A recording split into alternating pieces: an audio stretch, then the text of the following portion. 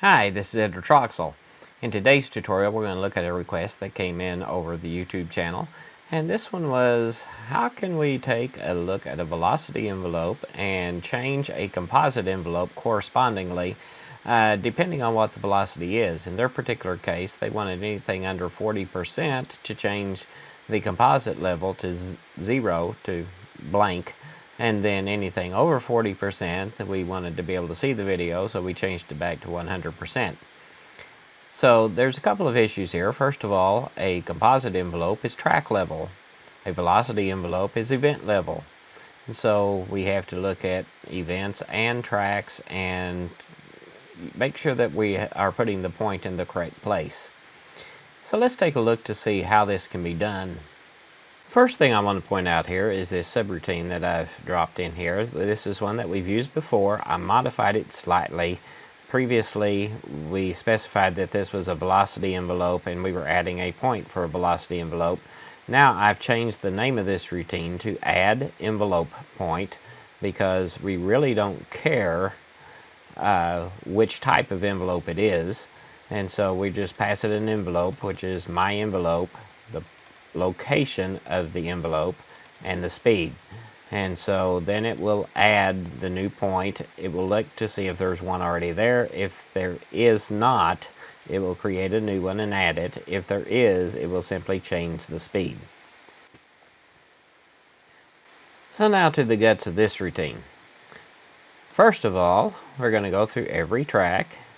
Then if this is a video track, because you have to have a video track if you're using a velocity envelope, I'm going to set my composite envelope equal to null. Remember, the composite envelope is track level. Then for each event in my track, if the event is selected, then I'm going to look at it. Now for each selected event, I'm going to convert this to a video event, and then I'm going to set me a velocity envelope, set it equal to null. Then for each envelope in the envelopes in the event, I'm going to check to see if that envelope type is of type velocity. If it is, then I'm going to set VENV equal to that envelope. If the velocity envelope is not equal to null, then I'm going to be able to process it. In this case, I'm not going to add an envelope if it's not there, because I want to look at points that should already exist. So if you have an event that's selected and it does not have a velocity envelope on it, it will just be ignored. So if the velocity envelope is not equal to null, then I want to go through each envelope on the track. And then I'm looking for an envelope of type composite. If it is, then I set my CENV to ENV. If the composite envelope is still null, then I want to create a new composite envelope and add that to my track. Now that I have the composite envelope and the velocity envelope, I want to go through and I'm going to set my cursor location to event.start. Then I'm going to create me an offset, which is going to go from timecode from frames 0. Now what I'm going to do here is I'm going to use the cursor location as the start of that event, and then I'm going to use the offset as how far into that event am I. And then we are going to look at every frame in that event until we get to the end of the event. While the offset is less than the event length, then what I want to do is get the value of the velocity envelope at that offset position. Remember, that offset position starts at frame 0 and then goes to frame 1, frame 2 is the idea behind this. So using a double value, I'm getting the value at and then the offset. Then if the value is less than 40%, so that's 0.4, then I'm going to add to my composite envelope at cursor location plus offset. Remember, cursor location is the beginning of that event on the track, and the composite envelope is track level. So I have to convert this one. I'm getting event level, This one I'm going track level, and then I'm going to set it equal to 0. Otherwise, I'm going to add an envelope point to the composite envelope, once again at the track level for a value of 1.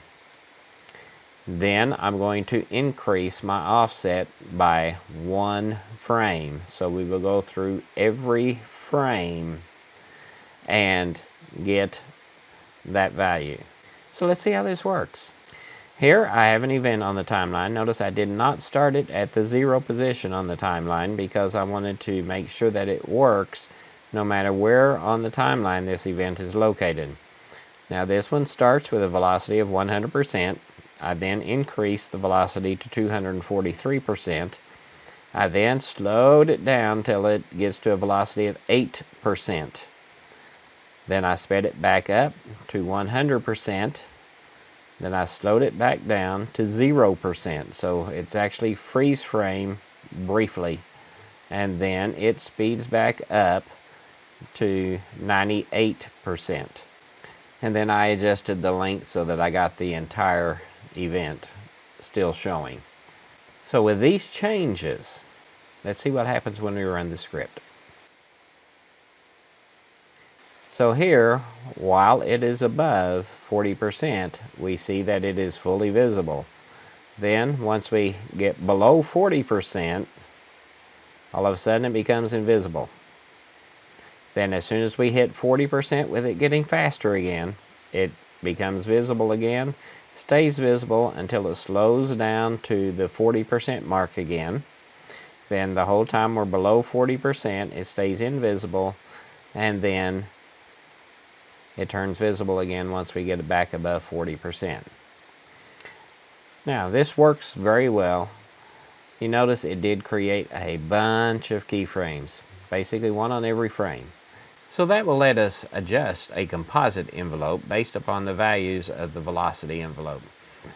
The only catch was velocity envelope is event level, composite envelope is track level, so we basically have to compensate for the difference between event and track. But honestly, it's just a very simple method of adding new envelope points, and you can see how easily that worked. Hope you like this tutorial. Like, subscribe, and we'll see you in the next tutorial.